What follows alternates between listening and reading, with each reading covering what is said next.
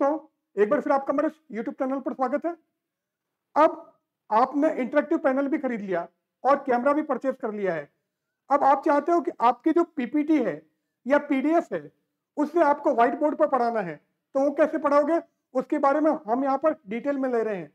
तो पीडीएफ से आप कैसे पढ़ाओगे, कैसे आप अपना पीडीएफ नोटपैड में ओपन करोगे, उसकी साइज कैसे इंक्रीज करोगे, उन सब के बारे में हम यहाँ पर डिटेल में लेंगे।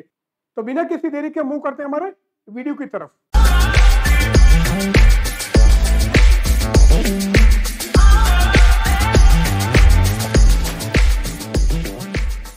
नाउ अब आप अपने पीडीएफ को कैसे यूज करोगे, उसके बारे में हम यहां पर ले रहे हैं।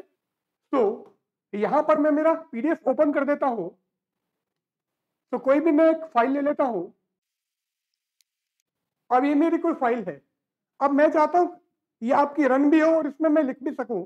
तो आप क्या करोगे, प्ले, ऑटो प्ले। अब ये हमारा पीडीएफ यहां पर आ गया है। मैं इसमें लिखना चाहूं तो यहां पर लिखना पॉसिबल नहीं है। तो इसके लिए हम क्या करते हैं, टूल इंसर्ट करते हैं।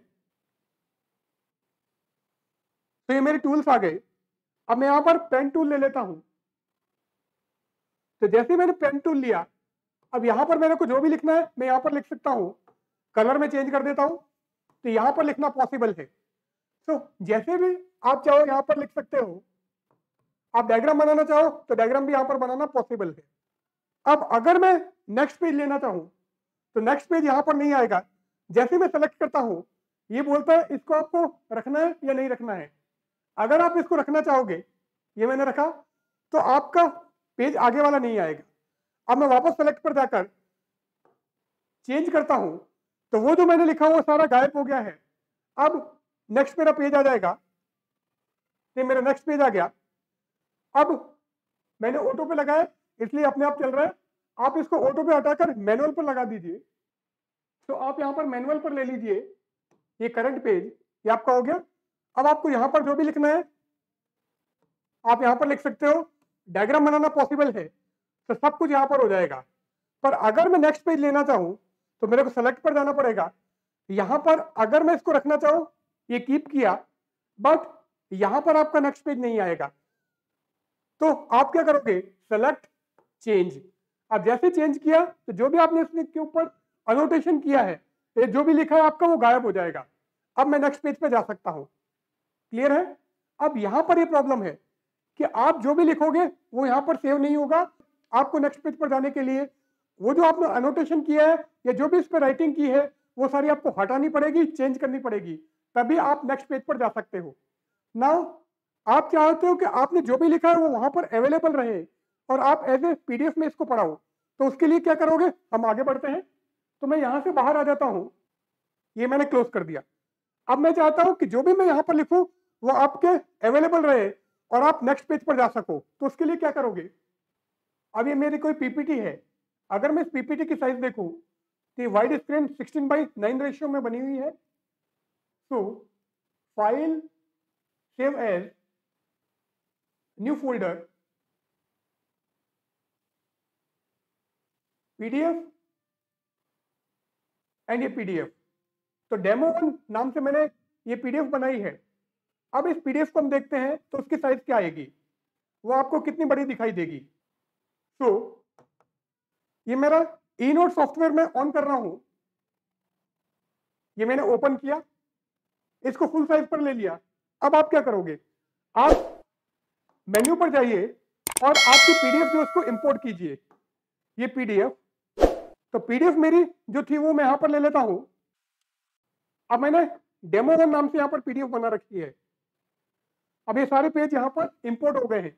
अब प्रॉब्लम ये है कि जैसे आपने पीडीएफ को ओपन किया तो आपकी जो कंप्यूटर के पीपीटी में आपने 16:9 वाइड स्क्रीन पर जो पीपीटी बनाई थी उसको आपने पीडीएफ में चेंज किया। तो आपका जो 16:9 का जो रेशियो है किसमें, लैपटॉप के कंप्यूटर में, वो आपका केवल इतना सा दिखाई देगा। अब आपको क्या करना है, आप क्या कर सकते हो, सेलेक्ट, ये किया, आप इसको बड़ा कीजिए। ये आपने बड़ा किया। उसके बाद में अब आप पेन टूल यूज करके आप इसमें जो भी लिखे वो आप लिख सकते हैं। So phi equal to B dot A, ये आपने लिख दिया। अब आप चाहते हो कि नेक्स्ट पेज पर आ जाए, कि आप नेक्स्ट पेज पर जाइए, पर प्रॉब्लम ये है कि जैसे आप नेक्स्ट पेज पर चले गए, आपका वापस जो पीडीएफ था, कौन सा, सेकंड पेज वाला, वो आपका इसी साइज में आएगा जिस साइज में आपका इनिशियली फर्स्ट पेज था। तो इस टाइप से यहां पर आपको क्या करना पड़ेगा, हर पेज पे आपको जाकर उसको जूम करना पड़ेगा, और उसके बाद में जो भी आप इस पर लिखोगे वो यहाँ पर लिख सकते हो और उसको आप सेव कर सकते हो। अब आप चाहते हो कि इस प्रॉब्लम से आप बाहर निकलो, आप इंडिविजुअल पेज को बार बार जूम नहीं करो क्योंकि इसमें टाइम कंज्यूम होता है। तो उसके लिए हम क्या करेंगे, उसके लिए हम हमारे कंप्यूटर स्क्रीन पर आते हैं और हमारी जो पीपीटी की साइज है उस साइज को हम चेंज करते हैं। फिर साइज चेंज कर कर आप क्या करोगे, उसको पीडीएफ बनाओगे और उस पीडीएफ को हम यहाँ पर इंपोर्ट करेंगे। तो वहां पर आपको क्या करना है, आपकी जो पीपीटी की साइज है उस साइज को आपको क्या करना है, आपको उसकी साइज 120 सेंटीमीटर बाई 70 सेंटीमीटर लाना है। तो अगर आप उसको 120 सेंटीमीटर बाई 70 सेंटीमीटर पीपीटी की साइज लेकर उसका पीडीएफ बनाओगे और उसके बाद में इंपोर्ट करोगे, तो वो क्या होगा, उसको आप कैसे करोगे, उसके लिए हम हमारे कंप्यूटर स्क्रीन पर चलते हैं।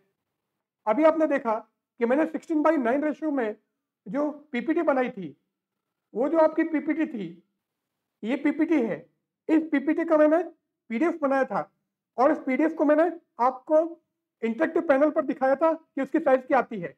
अब मैं क्या करता हूं, इसकी साइज चेंज कर देता हूं। तो design, slide size, custom slide size, और यहां पर आपको क्या करना है 120/70। अब आप इसको मैक्सिमाइज कर दो, देन इसको मैं सेव कर देता हूं, फाइल, सेव एज, इसका हम पीडीएफ बनाएंगे। तो पीडीएफ और डेमो2 नाम से मैं इसको सेव कर देता हूं।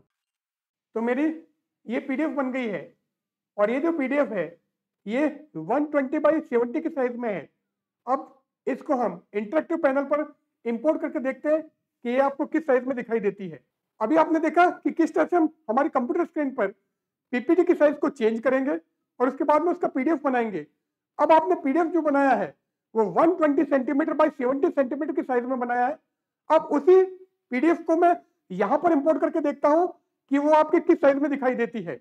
अब वापस हम हमारे ई नोट सॉफ्टवेयर में आते हैं। Now menu, import, PDF import करना है और कौन सा पीडीएफ इंपोर्ट करना है, जो आपने 120 सेंटीमीटर बाई 70 सेंटीमीटर की साइज में बनाया है। तो हमारा ये वो पीडीएफ है। अब इसके सारे पेजेस यहां पर इंपोर्ट हो रहे हैं। तो अब आप देखोगे कि आपका जो पहले पीडीएफ छोटा दिखाई दे रहा था, अब आपका बड़ी साइज में आ गया है। अब अगर मैं नेक्स्ट पेज पर जाऊं कि आपका उसी साइज में रहेगा, तो आपको इंडिविजुअल पेजेस को जूम करने की जरूरत नहीं है, आपके सारे पेजेस उसी साइज में आएंगे। आप यहां पर आपका पेन टूल यूज कर जो भी डायग्राम बनाना चाहे, जो भी लिखना चाहे, वो सारा लिख सकते हैं। तो जो भी आपको लिखना है वो वहां पर लिख सकते हो और आप इसको वापस एक्सपोर्ट एज ए पीडीएफ कर सकते हो। तो जैसे आप एक्सपोर्ट एज ए पीडीएफ करोगे, ये हमारा पीडीएफ एक्सपोर्ट हो रहा है। अब ये पीडीएफ हमारा एक्सपोर्ट हो गया। नाउ अब हम हमारा पीडीएफ ओपन करते हैं। ये मेरा पीडीएफ।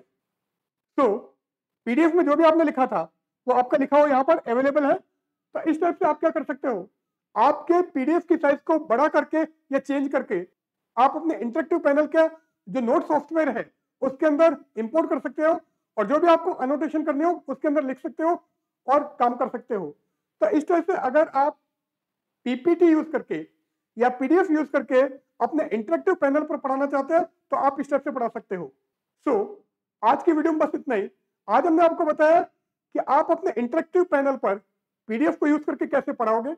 नोट के अंदर जो आपका पीडीएफ इंपोर्ट होगा उसकी साइज किस तरह से बड़ी करोगे जिससे कि सारी स्लाइड पर या सारे पेजेस पर आपको वही साइज दिखाई दे, आपको इंडिविजुअल साइज को बड़ी करने की जरूरत नहीं पड़े या उसको जूम इन करने की जरूरत नहीं हो। तो आज की वीडियो में बस इतना ही। बहुत जल्दी हम आपके सामने एक नए वीडियो लेकर फिर आएंगे। तब तक के लिए गुड बाय।